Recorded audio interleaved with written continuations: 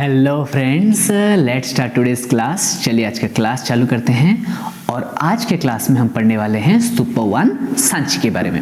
सांची स्तूप के बारे में पढ़ेंगे। इससे पहले हम केव ट्रेडिशन के बारे में पढ़े। कुछ जो केव्स हैं, इंपोर्टेंट केव्स हैं, एलिफेंटा, एलोरा, अजंता, इसके बारे में पढ़े। कैसे केव ट्रेडिशन वेस्टर्न इंडिया में हुआ, कैसे ईस्टर्न इंडिया में हुआ, क्या क्या केव्स रहे, कैसे कौन से रिलीजन्स के केव्स रहे, ये सारी चीज़ें हम पढ़े हुए थे। और आज से हम थोड़ा थोड़ा डिटेल में पढ़ेंगे कौन कौन से पर्टिकुलर स्तूपर्स हैं, कौन कौन से पर्टिकुलर स्कल्पचर्स हैं और उसका पर्टिकुलर डिटेल्स क्या है। जैसे कि सांची के बारे में हम इससे पहले भी पढ़े हुए थे, कैसे उसका आर्किटेक्चर बना है, कैसे क्या है, कैसे प्रदक्षिणपीठ है, कैसे बेराक है, ये सारा चीज़ें पढ़े हुए थे। लेकिन आज जो हम पढ़ रहे हैं इसको और थोड़ा डिटेल में हम इसको आज पढ़ रहे हैं। रेफरेंस के लिए मैंने लिया है NCERT का हिस्ट्री ऑफ इंडियन आर्ट्स का पार्ट 1 का बुक, एंड इसको हम पढ़ रहे हैं एक MCQ के तौर पे line by line with details. So class चालू करते हैं।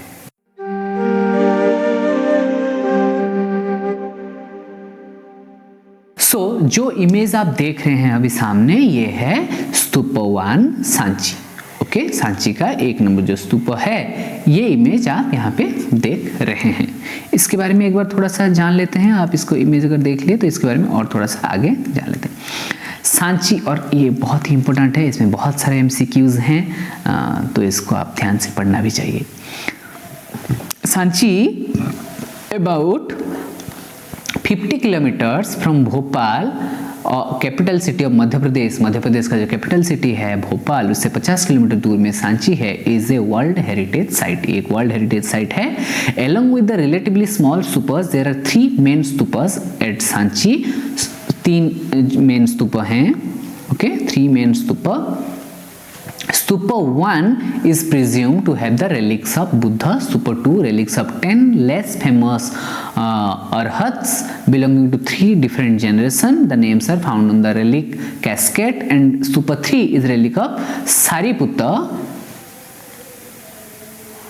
and Mahamogalayana. ओके, यहाँ पे अरहत। स्तूप 1 में क्या है, स्तूप 2 में क्या है, स्तूप 3 में क्या है, ये 3 चीजें आपने जान लिया। अभी क्या पढ़ेंगे। स्तूप 1 known for the carving on its gateway is one of the finest example of stupa architecture. Stupa architecture में जितने भी कार्विंग हुए उनमें से ये जो कार्विंग था ये बहुत ही फाइनेस्ट एग्जाम्पल है। Originally, the stupa was a small brick structure which expanded over a period and was covered with stone. पहले इसको ईंट में बनाया गया था, धीरे धीरे उसको स्टोन में बनाया गया उसके ऊपर से। Okay, indicating how Sanchi became the center of monastic and artistic activity. ये उनको दिखाता है कि कैसे धीरे धीरे यहाँ ये एक इम्पोर्टेंट प्लेस था कि आगे लेटर डेवलपमेंट हुआ है। इसका मतलब ये है कि कंटिन्यूसली उसका यूज चल रहा था। वेदिका एंड तोरणो, वेदिका एंड तोरणो भी पहले जैसे बना हुआ था, उससे बाद धीरे धीरे डेवलपमेंट हुए हैं। The Ashokan lion capital pillar with inscription is found southern side of the stupa. जो कैपिटल पिलर है अशोकन लायन कैपिटल पिलर, ये भी उसके साउथ में दिखाई देता है। The south gateway was made first followed by the others. पहले साउथ गेटवे बना, फिर दूसरा बना। The pradakshinapath around the stupa is covered with the vedika. प्रदक्षिणपीठ जो ऐसे सर्कल में घूमते हैं, इससे पहले पढ़े हुए थे, वो वेदिका के साथ कवर हुआ है। There is also the upper pradakshinapath which is unique to this site. ये साइट में यूनिक क्या है कि नीचे भी एक प्रदक्षिणपीठ है और घूम के ऊपर भी एक प्रदक्षिणपीठ है। The 4 gateways are decorated profusely with the sculptures. Buddha is shown symbolically with an empty throne. Empty throne के साथ एक symbolically बुद्ध को दिखाया गया है। अच्छा, एक minute. Approximately unique to the gateway for symbolically empty throne, feet, छत्र एंड स्तूपा etc. ये सब मिला के बुद्ध को दिखाया गया है। तोरण are constructed in all 4 direction. 4 direction में वो तोरण हुआ था, जहां से गेट जैसे बना हुआ है, जो इस सामने आप पिक्चर देख रहे हैं। Okay, Though Stupa 1 is the oldest stupa, the carving images of Vedika of the stupa earlier those on Stupa 1. पहले सबसे पुराना होने के बाद भी बाद में उसका वेदिका का जो डेकोरेशन है वो बनाया गया है। The carvings of the Jataka also became the important part of the narratives in the stupa. The figure at Sanchi, despite being small in dimension, show the considerable mastery of sculpting. छोटा सा स्तूप होने के बाद भी इसमें इतने अच्छे से काम हुआ था, वो बहुत रिमार्केबल है। Jataka is also become the important part. Their psychognomic treatment of the body shows the depth and dimension. Depth भी दिखता है, dimension भी दिखता है, which are very naturalistic, जो बहुत ही naturalistic है। There are guardian images of the pillar. Pillar में guardian images भी हैं। And सलभंज कौन है? That is a lady holding the branch of a tree. सलभंज को किसको बोलते हैं? A lady who holds the branch of a tree.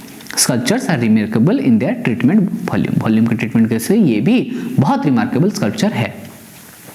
The rigidity of the earlier sculpture of Stupa 2 is no more there. Stupa 2 ऐसा rigid ये नहीं है, बाद में जो बना है। Each Torano consists of 2 vertical pillars. 2 vertical pillars हैं और उसके साथ 3 horizontal bar at the top, जैसे कि आप ये इमेज में देख सकते हैं। Vertical 2 पिलर हैं और 3 ऐसे बार हैं और सब में कुछ ना कुछ काम हुआ है। इस तरह consists vertical bar of the pillar with different sculptural theme on front as the back as well. Front में भी हुआ है और इसके पीछे बैक में भी हुआ है। Supporting the extension of the lowermost horizontal bar below the images of Salbhanjaka. Okay. So this is for today's class. ये क्लास भी थोड़ा सा छोटा ही है, लेकिन इसमें बहुत सारे इंपॉर्टेंट चीज़ें हैं, ये आपको देखना चाहिए कि कौन कौन से एमसीक्यू निकल रहे हैं, और जो भी एमसीक्यू हैं सांची स्तूप के बारे में बहुत ही इंपॉर्टेंट है। अगर कुछ डाउट है तो कमेंट सेक्शन में बताएं। ये नोट है, ये नोट को भी आप देख लें एक बार। अगर ये नोट आपका काम का है तो आप इसको परचेज कर सकते हैं। और ये क्लास अगर आपको अच्छा लग रहा है तो आप ये चैनल को लाइक, शेयर और सब्सक्राइब भी कर ले। Thank you so much. मिलते हैं नेक्स्ट क्लास में।